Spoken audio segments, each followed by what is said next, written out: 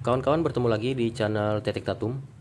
Di video kali ini kita akan membahas tentang langgei, kawan-kawan, di mana langgei ini merupakan bagian dari kelengkapan sebuah mandau. Nah, langgei itu sendiri dia mempunyai ukuran yang berbeda-beda, kawan-kawan. Ada yang besar, ada yang sedang, dan juga ada yang kecil. Itu disesuaikan dari besaran sebuah mandau itu sendiri. Nah, untuk kegunaan biasanya kita di Kalimantan Tengah, langgei ini digunakan untuk mengukir atau bahkan menyerut rotan, kawan-kawan. Nah, langgei ini biasanya kalau kita lihat dia terdapat di sisi samping sebuah mandau. Nah, kalau untuk kita suku Dayak di Kalimantan Tengah, langgei ini dia tidak kita pasangkan pada sebuah mandau, kawan-kawan. Seperti ini.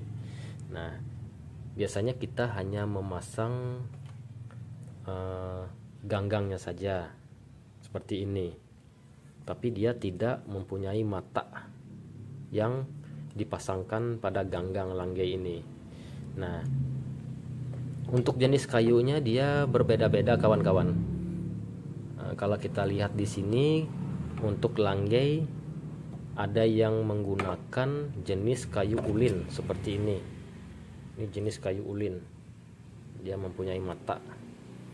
Ada juga yang menggunakan jenis kayu grunggang seperti ini. Nah, kebetulan di sini juga dia mempunyai ukiran, kawan-kawan, untuk sebuah langgei. Nah, terus ada juga langgei dengan menggunakan bahan jenis kayu ulin tapi dikombinasikan dengan tanduk rusak, kawan-kawan, seperti ini. Nah, tanduk rusak ini enggak bermata, kawan-kawan. Kalau bermata dia seperti ini jadinya.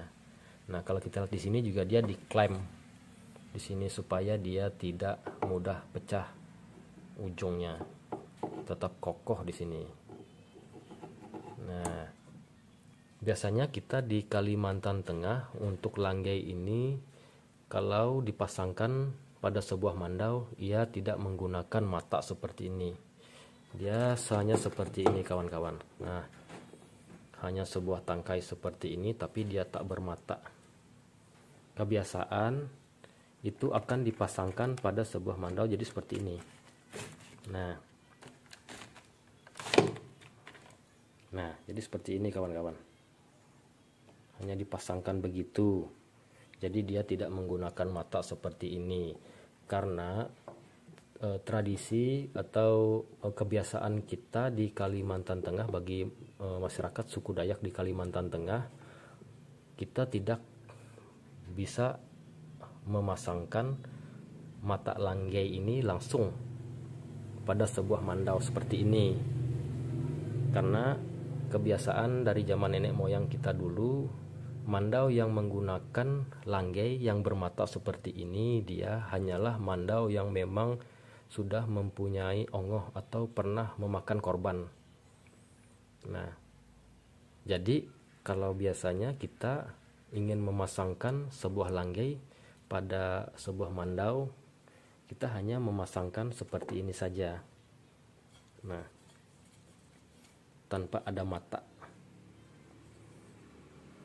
Tapi tidak menutup kemungkinan ada juga yang memasangkan mata langgei pada sebuah mandau ini langsung. Ada juga sebagian yang memang ingin memasangkan atau memasangkan mata langgeinya langsung pada sebuah mandau. Nah, dan juga selanjutnya, kalaupun ada yang memasangkan langgei ini, dia biasanya menggunakannya untuk jenis pisau lain, kawan-kawan, seperti jenis pisau ambang seperti ini. Nah, ini ambang. Kebetulan ini langgei. Langgei ini digunakan untuk proses kerja, berfungsi untuk membantu sebuah pekerjaan seperti berburu, berladang, berkebun, atau bahkan kita sedang mencari rotan. Bahkan untuk mengukir juga sangat direkomendasikan langgei ini.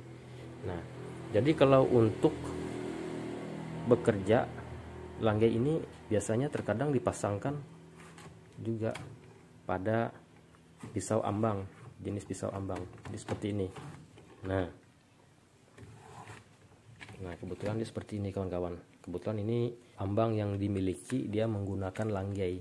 Nah terus ini lagi, ini jenis pisau ambang yang kita miliki, ambang. Jadi di sini dia menggunakan atau mempunyai pisau langgei. Nah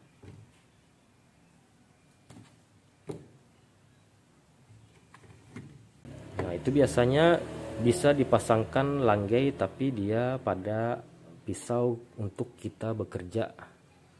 Nah bukan dipasangkan untuk sebuah mandau, karena kebiasaan kalau untuk mandau dia hanya dipasangkan hanya ganggangnya aja, hanya ganggangnya, tapi dia tidak menggunakan mata bilah seperti ini. Nah itu juga kalau biasanya kita lihat di situ dia bisa berukir juga kawan-kawan, bisa berukir seperti ini. Nah ini merupakan sebuah ukiran yang dibuat untuk tangkai sebuah langgei.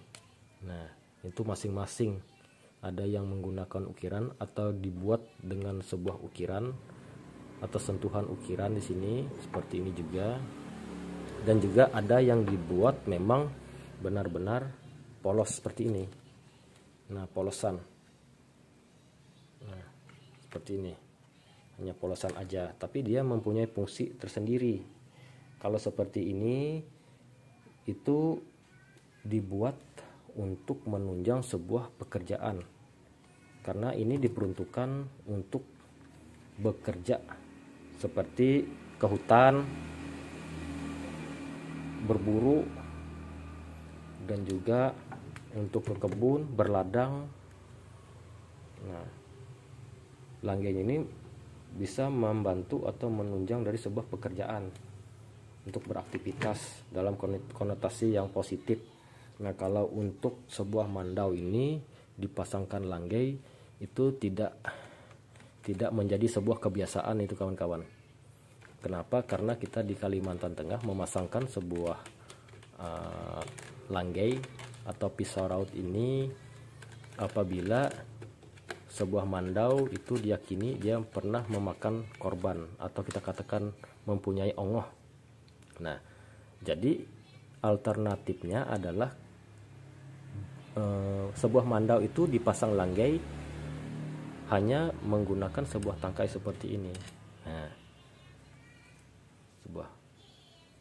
sebuah tangkai seperti ini, tapi dia tidak bermata. Nah itu masing-masing saja. Ada juga kawan-kawan kita sesama suku Dayak juga yang memasangkan sebuah langgei langsung bermata seperti ini ke dalam sebuah pisau mandau atau senjata tradisional mandau. Nah itu masing-masing aja kawan-kawan, tapi kebanyakan itu saudara-saudara Dayak kita yang ada di Kalimantan Tengah meyakini bahwa untuk memasangkan sebuah langgei kepada mandau ini dia mempunyai makna tersendiri. Nah jadi tidak semua yang memasangkan langgei ini ke dalam sebuah kelengkapan mandau. Nah oke kawan-kawan, mungkin ini sedikit video kita tentang pembahasan mengenai kelengkapan dari sebuah mandau, atau biasanya kita katakan langgei atau puai atau anak mandau.